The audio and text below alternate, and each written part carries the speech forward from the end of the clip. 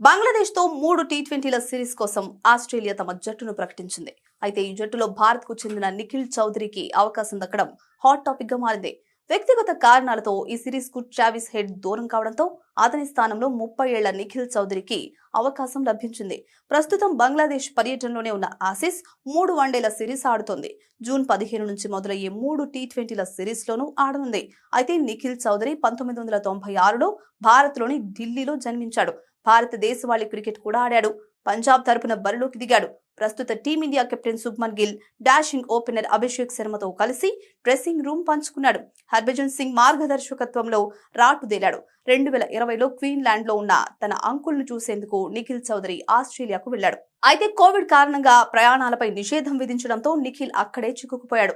ఈ క్రమంలో ఆస్ట్రేలియాలోనే ఉండాలని నిర్ణయించుకున్న అతడు శాశ్వత నివాస హోదా పొందాడు.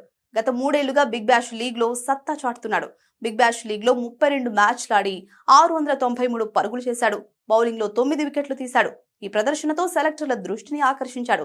బంగ్లాదేశ్ పిచ్లు స్పిన్ కు అనుకూలంగా ఉండడంతో నిఖిల్ చౌదరిని క్రికెట్ ఆస్ట్రేలియా సెలెక్టర్లు టీ20 జట్టులోకి తీసుకున్నారు.